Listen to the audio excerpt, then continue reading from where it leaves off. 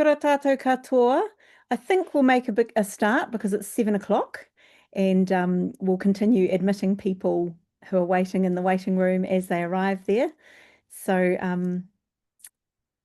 okay, so we'll make a start. I have pressed record, so just to let you know, we are recording this session and that's so that people who are not able to join us can access it later. So, tēnā rā koutou katoa, ka nui te mihi ki a koutou, kua hui mai nei ki tēnei hui topa. Ko ai au, ko Vivian Anderson tōku ingoa, ko au te manutaki o te kura a koutai toka. Ka nui te mihi ki a koutou. So, kia ora everyone, and a very, very warm welcome to this Zoom hui. We're calling it, it is a Zoom, but we've got it kind of set up like a webinar just so that we can manage the Q&A function. We're really grateful that you've joined on the first night of term. And so, yeah, very, very warm welcome to you all. So my name's Vivian Anderson. I'm the Dean of the College of Education at the University of Otago, Otago Whakaihuwaka. And it's a great privilege to chair this session tonight. And I just really want to thank and acknowledge the Aotearoa Educators Collective for organising this and managing the process for us. So I'm just going to explain how the program will run, first of all, and then I'll introduce our star of the show, and then we'll have time for Q&A at the end. So I'm going to start by introducing Professor Stuart McNaughton to you and saying a little bit about his book, which serves as the basis for tonight's discussion. Then I'll hand over to him, and he's going to share a presentation, which will probably be about 35 minutes, 35 to 40 minutes. And then because we're running this as a webinar, we've disabled the chat. But what we would like you to do is to post questions in the Q&A at any point. And then after Stuart has finished, I will do my best to summarise those questions and pose them to him so he has an opportunity to respond to them. And we'll do our best to cover as many as we're able. So we'll be finishing up at about 8 o'clock. So I'm now going to introduce Stuart to you. Stuart McNaughton is Professor of Education at Waipapa Taumata, the University of Auckland, where he gained a personal chair in education in 2000. He has been head of department, acted as dean, and was director of the University of Auckland at the Manukau program. Stuart was founding director of Te Pūtahi, the Woolf Fisher Research Centre, and in 2014 he was appointed as New Zealand's Chief Education Scientific Advisor. This is a role he held until June last year. Stuart has been the recipient of numerous research awards, and this year he was appointed as a Fellow of the Royal Society. Stuart has a wide range of research interests, including the interface between evidence and policy. So on a personal note, I read Stuart's book, Building on Our Strengths, on my way to a series of hui in Wellington with the Minister of Education about current education policy shifts. And I found it wonderfully encouraging, affirming and empowering. And it was my suggestion to ask Stuart to present on this book because I think it's such an important time when claims of evidence are being used very loosely in relation to education, educational practice, educational policy, and in many other areas of human social life, both in Aotearoa and elsewhere, to hear from someone who understands the nature of evidence. So Stuart's book offers a really readable but wide-ranging account of what our education system has done well over time, what we've not done well, and what we know matters for tamariki mokopuna who are at the heart of our education system and at the heart of our work as educators. So it's a wonderful read. There's my advertising plug from someone who has the rare expertise to speak authoritatively both about educational practices and education policy from a strongly robust evidence base. So without further ado, I will mute myself and hand over to you, Stuart. Thank you very much. Kia ora, Vivian. Kia ora koutou, anuinga mihi ki koutou. That's a wonderful introduction. Thank you so much, Vivian. And thanks also to the Aotearoa Educators Collective for this opportunity. And thanks to all of you who are online. I appreciate the opportunity to share something that I was concerned with for quite some time in my role as Chief Science Advisor in Education. So why the book? Well, I was asked a question by a political advisor to one of the minister's offices, one of the Minister of Education, and we'd both been looking at a recent book on Finland again, and he turned to me and he said, well, tell me, Stuart, what is it that we're good at, given that Pasi Sahlberg and others have been writing so eloquently about Finland and what it does well? I thought that was such a good question. So I had to think about it, and I came up with 3 reasons why I was going to say bother, but actually it wasn't a bother. It was really quite exciting and interesting for me to do this, but why I would toil away at trying to answer that question. Well, here are 3 reasons. One is that whether or not you want to look at an individual learner and a teacher and a learner or a group of learners through to what we know from implementation science, there's a really well-grounded principle, which is start where the child, the school, the region, the collective, the system is at. And we know from the implementation science side of this that many of our interventions, not just ours, but in fact in health and in other social service areas, many of our interventions are unsustainable and can't be taken to a national scale through failing to build on the existing capabilities and resources. In other words, off-the-shelf sorts of solutions that are imposed from the outside without recognizing what current strengths might be, often fail to be sustained and certainly to be scaled up effectively. I also wanted to balance what seemed to me a national focus on deficiencies and crises and identify possible risks currently to what we do well. And there are some, and I'll be referring to some as we go through the presentation. And in passing, a little bit like Viviane referred to, I wanted to write some of the misrepresentations of the evidence that have permeated our recent descriptions and explanations of the system. So those are my 3 reasons. And to sum up the book, perhaps in one claim, I want to say that we're better able to solve our challenges in a sustainable way if we build on the strengths. That is, we become even better at what we do, rather than get rid of or cut out or certainly don't fail to recognize what it is that makes a difference for us currently. And policy and interventions particularly for more equitable outcomes, but also wider success in our valued outcomes, need to act on this principle and not ignore or undermine our existing strengths.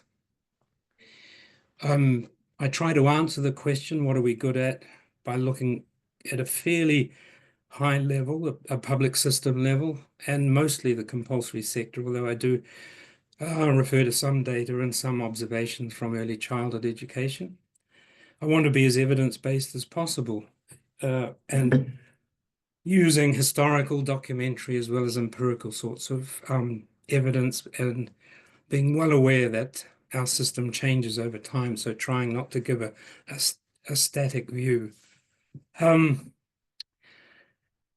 The evidence comes in 2 forms, and I'm going to talk to these 2 forms. The evidence, I want to provide evidence in support of my claim that something is a strength by arguing or by showing that it has widespread, if variable, presence, and has done over some years. Excuse me. And then secondly, I want to traverse whatever, to the degree that it's possible, the evidence that the strength that I identify can have important positive effects on the outcomes that we value, keeping in mind that we don't have a counterfactual. That is, what our system would be like if we didn't have these strengths, at least a very difficult counterfactual. Although I hold that thought because some of the changes that are currently in play may very well change some of these strengths. And if I were totally neutral about this and possibly rather cynical, I would say, well, we might be in a position to show what the strengths were like when we changed from those strengths. But I certainly hope that doesn't happen. So how best to answer further? Well, I'm trying not to ignore the chronic pressing weaknesses, the particularly the inequitable outcomes. My final slide is a slide about variability, which is a really pressing weakness in our system. We're not good at social and emotional skills in various forms. Just look at our bullying data. And you know, we have evidence of declines in achievement in various sorts. But in parentheses there, I've got a but. You know, the declines mostly happen around 2009, 2012 in these big international comparison studies. It doesn't matter whether you take PISA or TIMSS or PIRLS.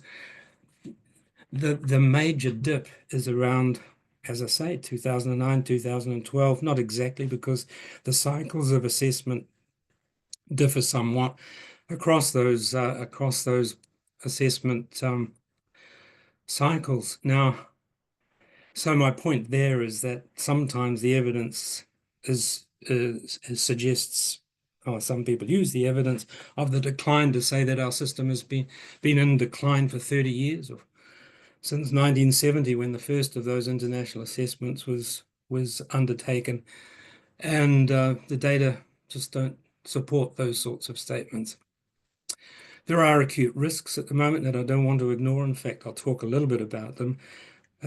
My particular concern is the degree to which some of the changes in our policy and practices might undermine teacher agency.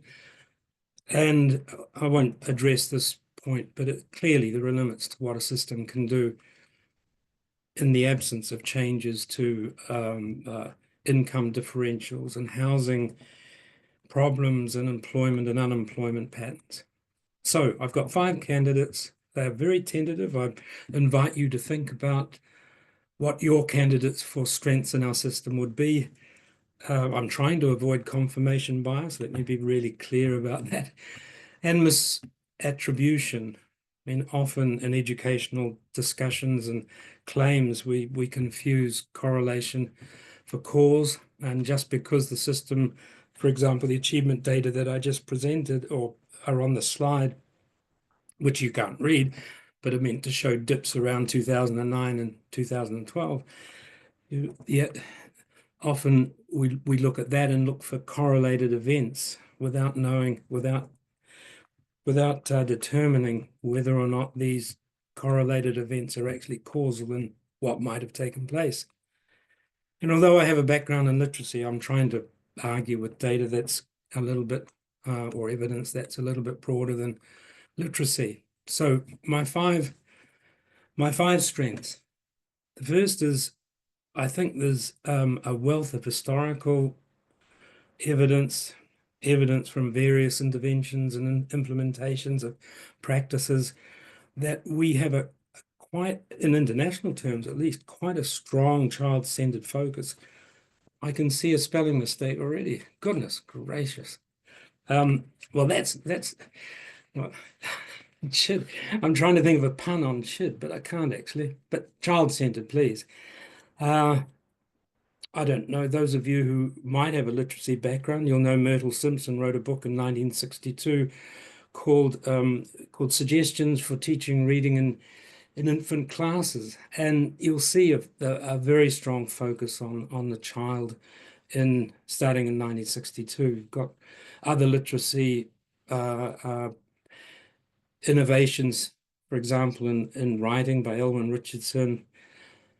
And he developed through the native schools that he taught in the idea of language experience as a basis for writing. So get kids to use their own language and use that as a basis for teaching writing.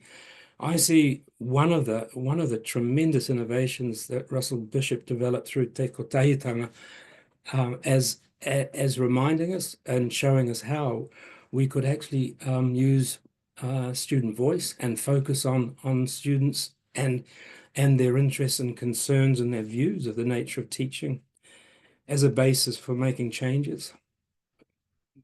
Although this is a changing practice, as for many years up until recently, the practice of 5-year-olds turning up at school just about at any time during the school year.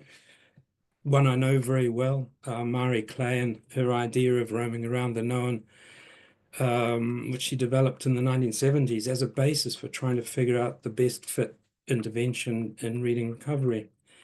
And there's inquiry in science. We have one of the highest reported rates by students of inquiry.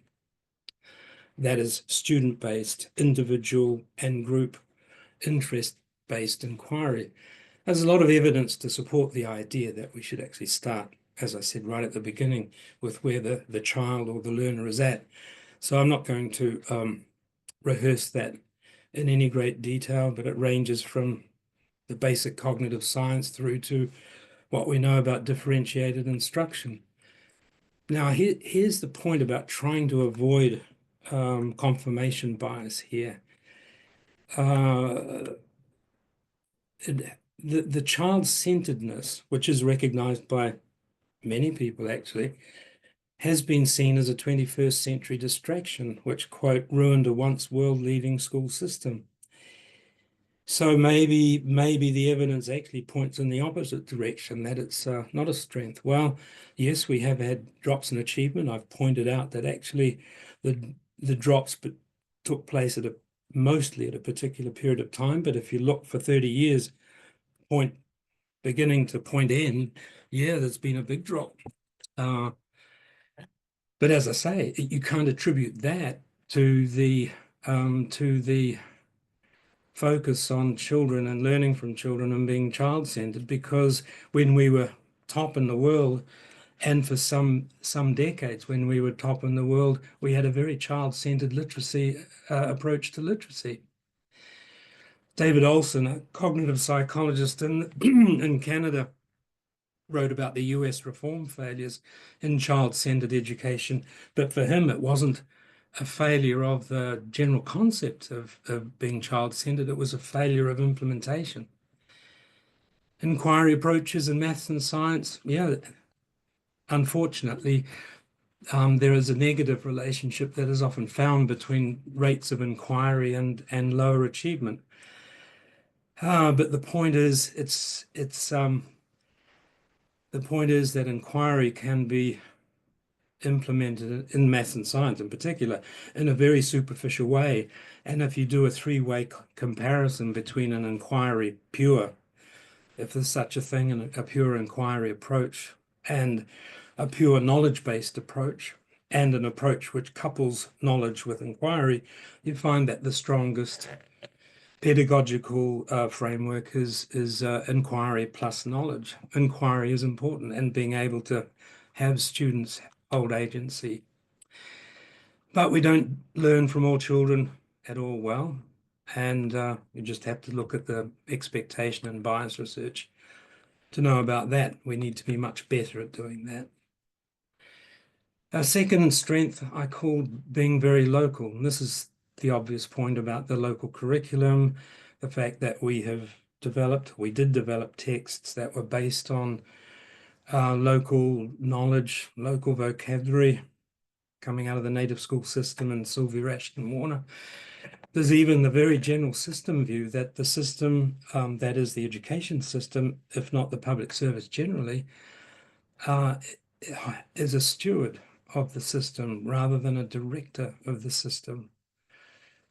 And there are and have been moves afoot to try and change the strong focus on being very local and leaving a lot to teachers' own resources and their own capabilities to operationalize the very general the very general New Zealand curriculum as we had it and for local circumstances. And it's good to see, in fact, the attempt in the New Zealand curriculum, particularly, I've used the example of English here, of years 0 to 6, to be not more prescriptive perhaps, but to provide more clarity. And I'll have a little bit more to say about that in a minute.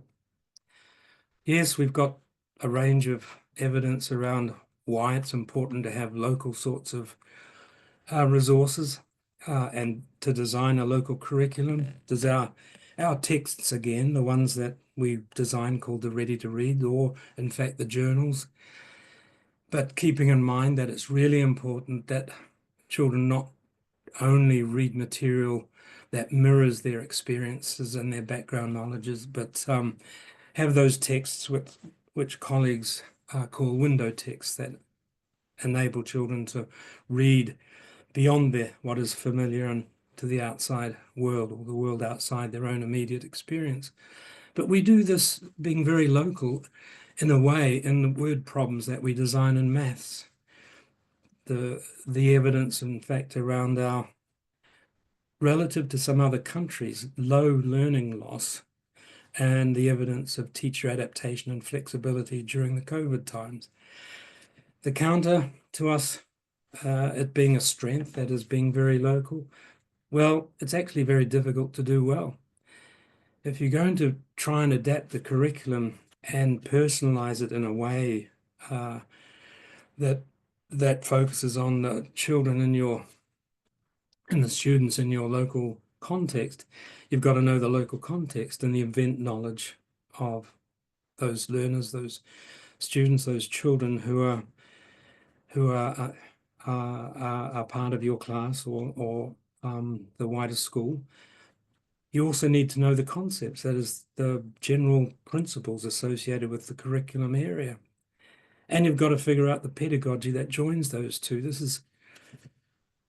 is not rocket science, but I don't mean that in the sense of it being simple. I mean in the sense this is not rocket science. It's a different sort of science. It's to do with complex relationships between, as I say, knowledge, abstract principles, concrete knowledge, abstract principles, and ways of joining the two in effective pedagogy. And another counter might be, well, we've been too broad in our curriculum. There's too much variability. And that's true. And I'll have a little bit more to say about that as well. But I also want to claim that it's not solved via prescription, which undermines teacher expertise. I want to propose in a few slides' time a different way of looking at this question of variability. And we're not good at the texts that I mentioned before about the texts that mirror the local circumstances, knowledge, experiences of the children in our care. And we need to be much better with that. Third strength, jeepers. There's another spelling mistake. I really did a bad job of editing this, getting ready. Vivian, you'll have to give me an opportunity to do an edit before you show this. Now, I think trying to be bicultural. So trying to be bicultural, the emphasis here is on the caveat, trying to be bicultural. And the evidence for us trying to be bicultural, well, the rise of kohanga reo, kura kaupapa Māori, whare wānanga, whare kura and wānanga. And the rise of the Māori medium systems have occurred often despite, as it were, the mainstream system and with limited resources. And paradoxically, some of our attempts at trying to be bicultural have their roots in the native schools as a source of innovation. I did a search for the book on references to peer tutoring versus references to tuakana.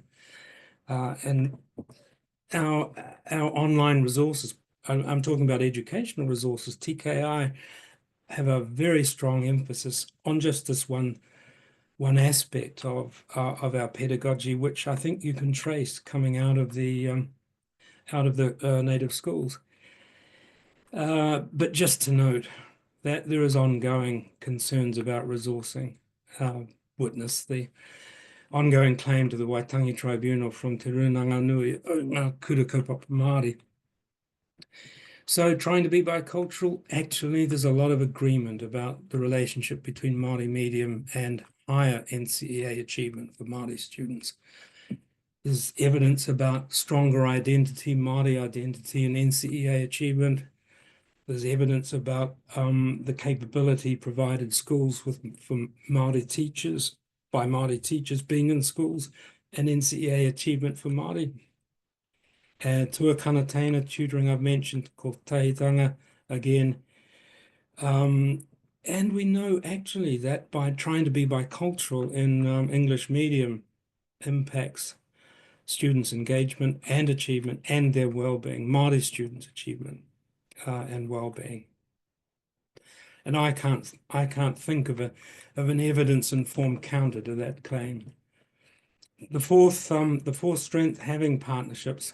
Well, the evidence for this is that I draw on, among other things, is the practice of sending books home to read, the little books that were started, at least they were present in 1962. There are Māori medium, Aotearoa Māori versions of Pause, Prompt and Praise, reading together. These are programs that have been built over the years in schools and are widely used in schools.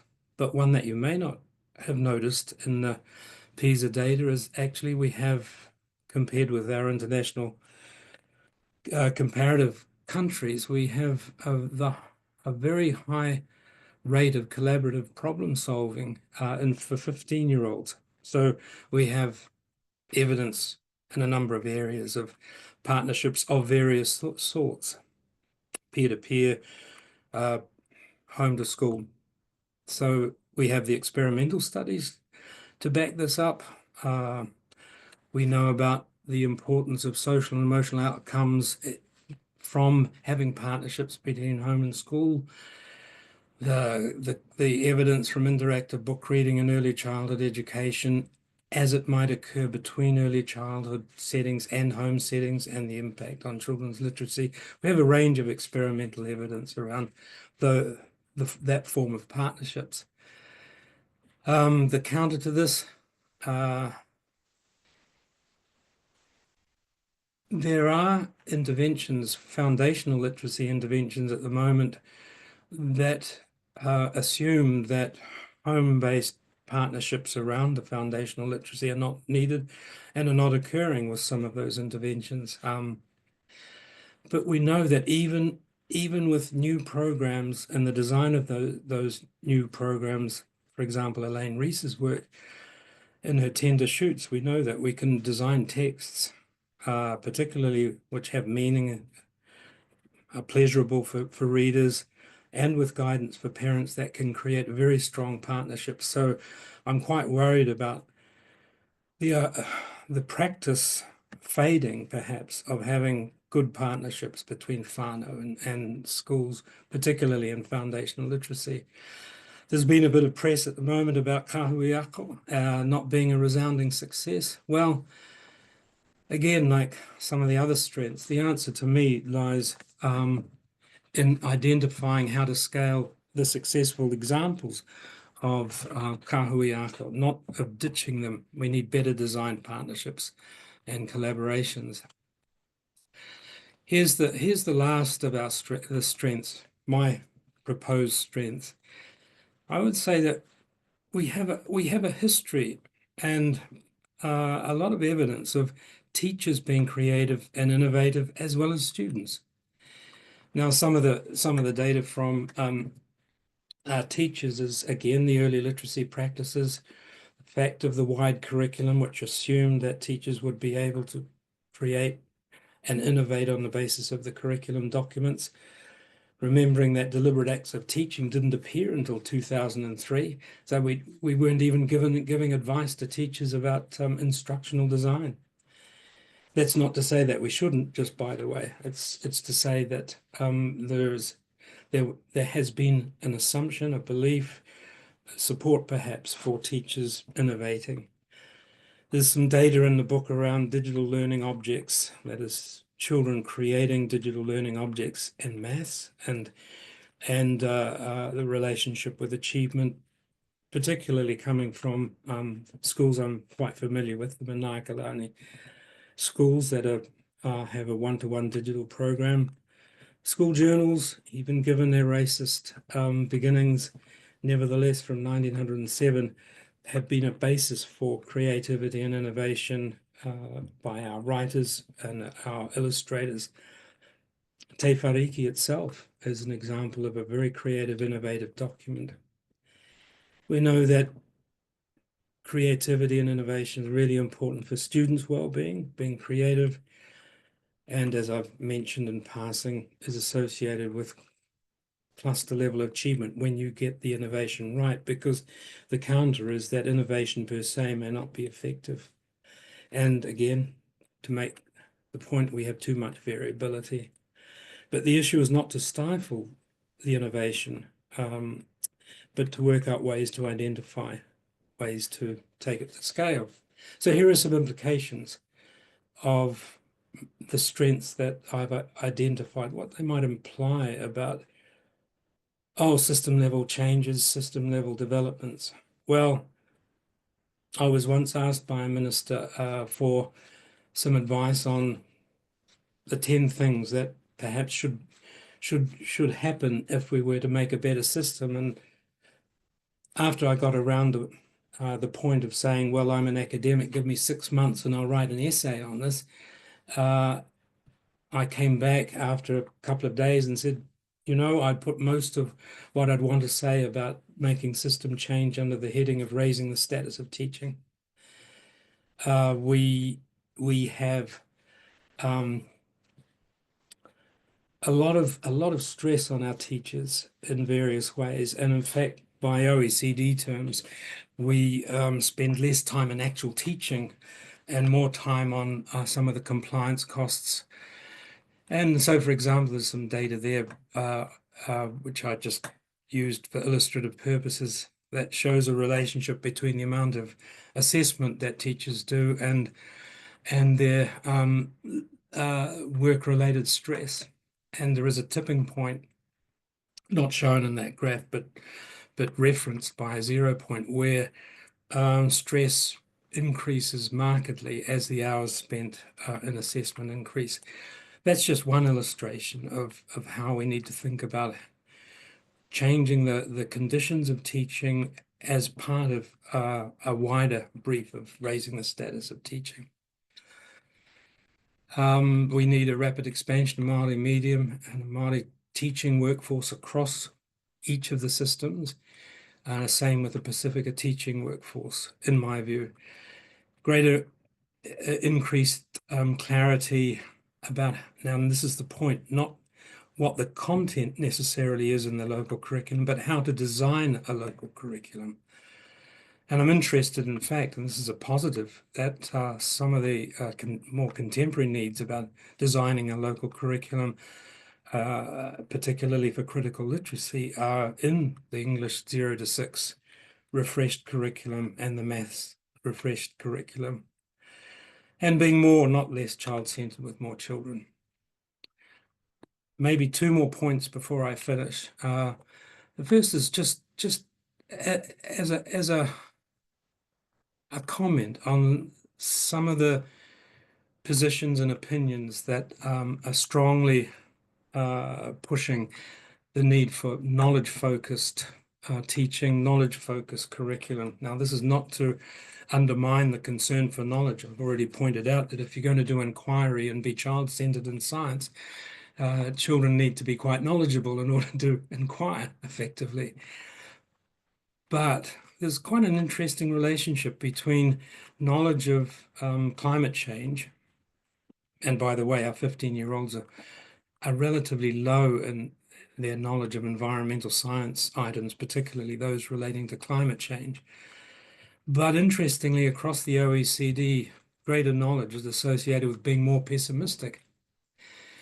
And however, we also know that reducing pessimism around what's happening in climate change is associated with environmental actions at the local level, is the point, in the school, in the home, doing things that might make a palpable difference to children as they act on that knowledge. So I want to say that knowledge and local curriculum and being child-centered, etc., is what we should be thinking about, not knowledge trumps everything. Sorry about the reference to Trump. We need better design partnerships and collaborations, and I won't spend time on this. I have a particular concern in the book around increasing the relationships conceived as partnerships and collaborations between early childhood and primary and the various phases in primary, including transitions through to secondary, being better about managing each of those periods and the transitions in a collaborative way. In the final comment, I've referred to variability more than once. This is a real problem in our system. I take Oscar Wilde's point seriously, that consistency is the last refuge of the unimaginative. But variability is a source of,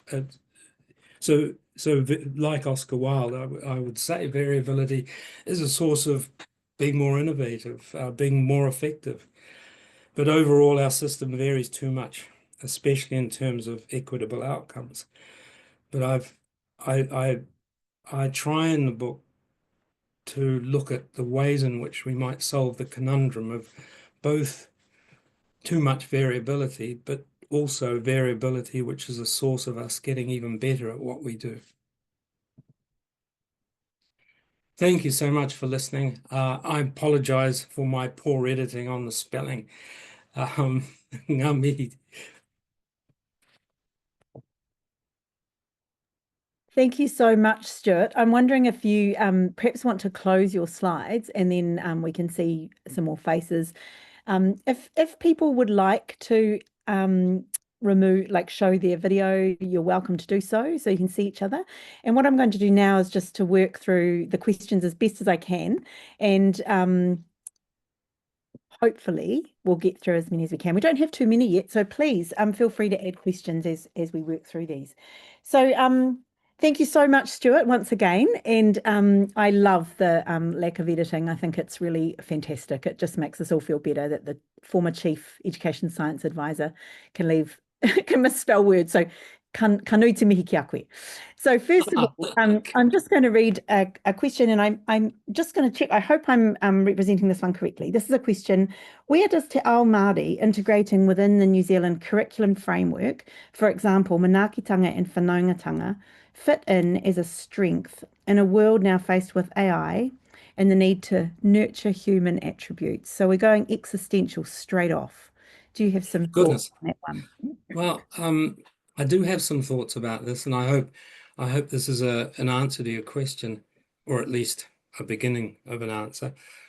From what I know of the literature on, first of all, more generically, digital technology and teaching, and then more specifically, AI, machine learning, large language models, etc., and instruction is this: if we got it right, we would be able to free up the teacher to engage in those very human acts in interaction with their students and children.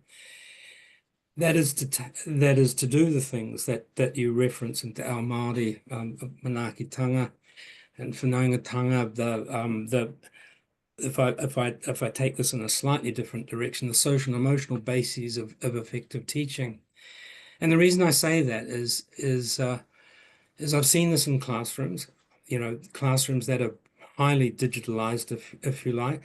I've read the evidence from effective diagnostic procedures in health, and how that if you have AI assisted diagnoses that are highly accurate, just by the way, if you can get them highly accurate, it frees the diagnostician or the surgeon or the oncologist, whoever that might be, to engage in those really significant human interactions that are around. So what do we do? What's the next step? How are you feeling? Now, I've seen, if we got it right, and I'm a fan of AI-assisted assessments to reduce the compliance cost and some of the burden on teachers, if we got it right, it would make the teacher's role even more human, if you like, and more able to operationalize, to engage those things that you mentioned from Te Ao Māori. Sorry, that's my view. Kia ora, thank you for that. So I'm actually just going to work down the questions at this point because they're beautifully varied and I'm having trouble kind of grouping them. So I'm just going to work down our list. So the next question is part of the problem, the measures of strength or weakness don't measure what they claim to measure or measure things that are not important knowledge, skills and dispositions that our students need. So I think this question is around the quality of our assessment processes. Or even, are these measures not actually about assessment at all, or perhaps proxies for political power plays? So you can answer that as you wish. But how would you respond to that in terms of our existing processes? And I'm not sure what the context is in mind with this question, but our existing processes for measuring learning.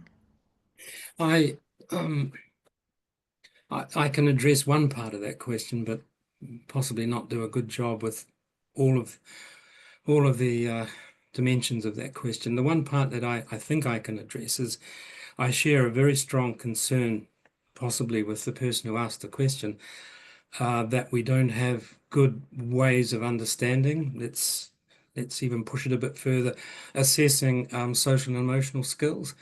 I think we have been really poor and in fact ethically, well, let me say unethical, in not being able to figure out how best to support students develop the range of social and emotional skills that we value. I mean, the NZC, as you know, talks about the what are they called, the key competencies, and I paraphrase somewhat by saying that that NZC says, and schools will figure out how to teach them.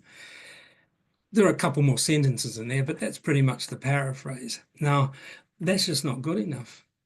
We've got dire bullying data. We don't have as good evidence around cyberbullying, but I suspect from the bits and pieces of evidence we have that our students have face a real no, if you like, existential problem, again, to use your term, Vivian, around the cyberbullying and the threats coming via forms of bullying. And that being the case, we should be giving, providing the bases for our children developing the skills, A, to avoid, to not engage, but B, also to be resilient, unfortunately, in the face of these things. And we don't assess them. We don't assess for them. I was going to use a quote from a political think tank, which called them sort of distractions. That is, the focus on social and emotional skills as a distraction and not related to achievement. Well, that comment, which I'm not going to attribute to anybody right now, is just wrong. It's just wrong in developmental terms. I mean, social and emotional skills are closely associated with achievement outcomes, let alone those issues that I just referred to about bullying. So that's only one answer to that question. I'm not so fussed about using the rather limited achievement areas that are sampled in the international assessments. I'm not so fussed about that because there are items, there are areas that are being sampled that we do value. For example, PISA is beginning to use items that in reading literacy and in science literacy, actually, around media and information literacy. That is the degree to which students can make a judgment about the accuracy of claims. They can pick or make a judgment about the believability of what they're reading. These are really good things. We should know how our students are doing in these areas. Thanks. Thank you very much. So we've got a range of questions coming in now. So I'm going to go for a really sort of broad one. So this is a thank you to you for your presentation and for the work in the awesome book. And then here's a question.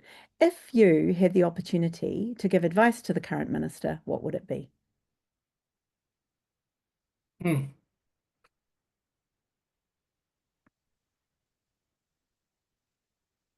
That's a really good question, and I'm trying to think of an appropriate answer to that question. I would urge any minister to seek a range of sources for evidence rather than to rely on advocacy or a particular small set of sources for the evidence. It's very hard to do. I mean, we're time limited, we're resource limited, but it's really important that all ministers and the Ministry of Education have access to good evidence. I found my role, for example, was often a brokerage role rather than, I mean, I didn't know the evidence for a number of areas that I might be being asked to provide advice on, but because we are a community of scholars, researchers, practitioners, you can draw on that evidence base using networks and communities, that you are familiar with. So I'm strongly of the view that that it is a problem if only a single or a small source of evidence is being used to make policy on. Thank you. Just by the way, I should actually give a caveat to that. I learned very early on with Sir Peter Gluckman and then Dame Juliet Gerard as the Prime Minister's Chief Science Advisors, that evidence is only one part of how policy is formed and how politicians make policy or enact policy. It's not the only source, if you like, of how decisions are made. It should be We have might have need a to have stronger presence. we might need to have a follow-up session with you, Stuart, an insider's take on policy formation for educators. Okay, on to the questions. Here's another one. How would you strike the balance between allowing schools the freedom to innovate or respond to their communities and the need to lift achievement nationally? Yes, that's the problem of variability that I sort of referenced several times during the presentation. And I can't give you a simple answer where that balance lies. What I do think is that there are some principles that might inform each school, but also the way in which the system provides resources to schools. And that is, as I said, we have not been good. We've assumed teachers are able to design the local curriculum, etc. But we haven't prepared teachers or provided the professional learning necessarily that would enable teachers to know how best to design. So that, to me, that's one part of the question of striking a good balance. Another part is, as I said in the slides, some of the current work on the curriculum refresh is right in trying in providing greater clarity. I worry about too much prescription in the content, undermining the strength that I referred to as being very local. So I think the curriculum does have a part to play. I think the data capability of schools that schools have to make judgments about how their achievement profile is shifting over time is really important to this. And that's what I saw as a strength of Kahui Ako, being able to share data and learn from each other about how best to scale within a cluster of schools really effective practice. And that leads me on to the last comment in answer to the question. This point about collaboration, it's really not for the sake of it, but collaboration around solving collective issues, collective problems of practice. I happen to think that there's, Vivian, you and I and other academics perhaps in this presentation have a role to play in this, which is critical, and that is working alongside of schools in a way that is much more systematic than we have done in the past, perhaps, to enable schools to make good judgments. I do know one thing. I know I'm burbling on a little bit too much. I just checked the time, but I do know one thing, and that is if you want to make sure a system is really effective, what you don't want to do is to take a program and try and implement it at scale as if it should look the same, school after school, cluster after cluster, region after region. What I know, and this is from health research evidence as much as educational research evidence, if we want to scale up effective practice, we've got to know what the critical components of that practice are, and then what are the ways in which schools and local communities can adapt that practice and allow that adaptation to take place. Kia ora, thank you. This is another one that relates to place-based learning and local curriculum. I find myself pondering the local and place-based learning. There is a nexus here with SEL learning and becoming more bicultural that we could leverage, but are not yet. So it's a question and a comment. Would you like to respond to that? I think that the answer, well, my comment would be the same as the comment. And that is, I think the nexus is exactly right. If we were really smart, and I don't mean that in a pejorative sense, I mean smart, really clever, and knowledgeable about how to design locally, it would inevitably, if we got it right, involve the partnerships that you refer to in Te Ao Māori. So here's a question which is about the ECE space. The question is, what are your thoughts about the proposal that ECE centres could not necessarily employ qualified ECE teachers? Do you see this as a risk? Yeah, it's a huge risk. I didn't say this, I didn't have time, but you might be interested to read the last chapter in the book around this question of raising the status of teaching, and I want to broaden that to not just primary and secondary, but of course early childhood education. And one component, it's only one, but one component is the qualification levels of teachers. It's very hard to show that higher qualifications, for example, in primary, particularly in primary actually, are related to higher achievement outcomes because there are other variables involved. But you can show that if these other conditions, experience is one, the pedagogical content knowledge is another, of course.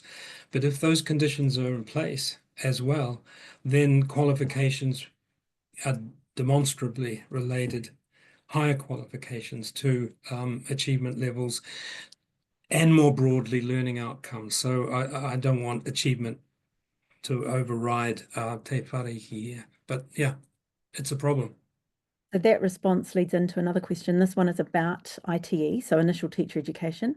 I wonder whether there is a link, whether there is a link between the quality of teacher training, she said, I'll say initial teacher education, and teacher capability to design learning that is locally focused, literacy rich, and balances content knowledge with a child-centered inquiry approach.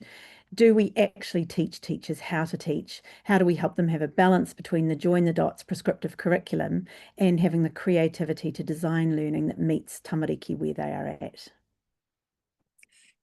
Yeah, that would be, you might be in a better position to answer that question, Vivian. I would only say I don't think we've got, I think we need more evidence about effective teacher education, ITE, than we currently have. And I do think that paradoxically, the current situation with several different models of teacher education might provide us with a means of thinking through some of what that question is about. But generally speaking, from what I know about IT across the country, I would agree with what I think is the tenor of your comment that we don't do a good job of that. So a couple more questions here. What do you see as a major barriers to establishing a truly inclusive education system, specifically referencing young people with disabilities and neurodivergence, etc.? Well, I don't think there's one barrier. It's a long list. There's a resource part of this. There's a greater knowledge of the nature of neurodiversity part of this.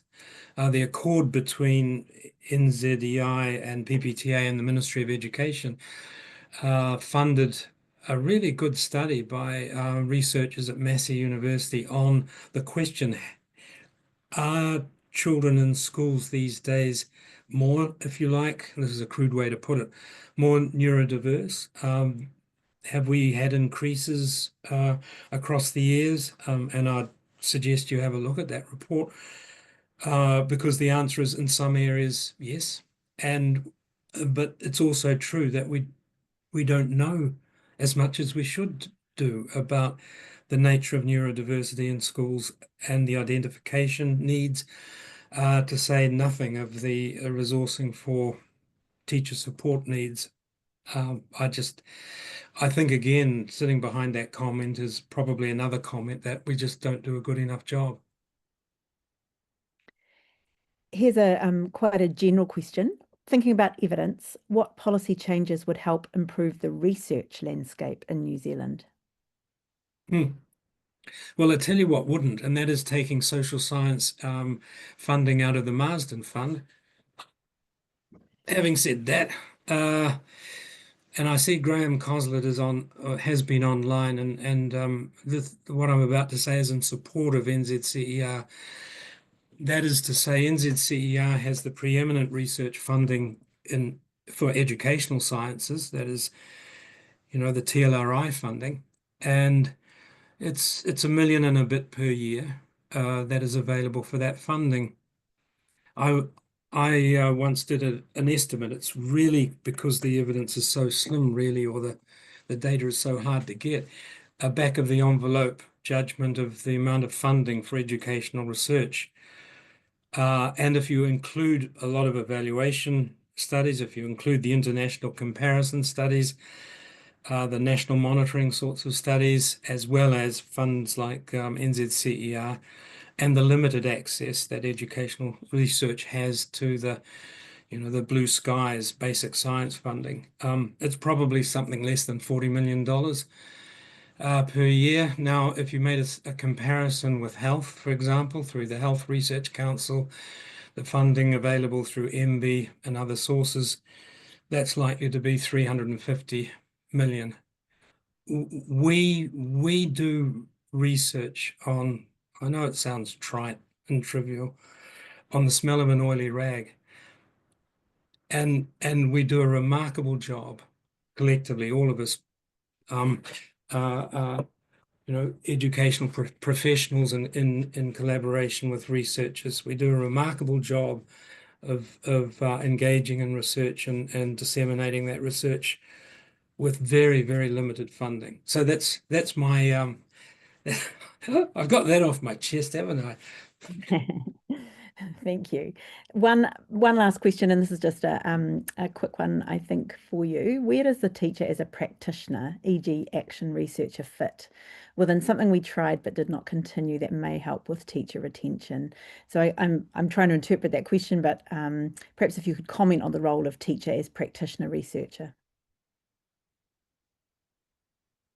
I think the idea of teacher and the inquiry cycle and practitioner researcher are really important to the capability of a school to do what the Americans call school improvement.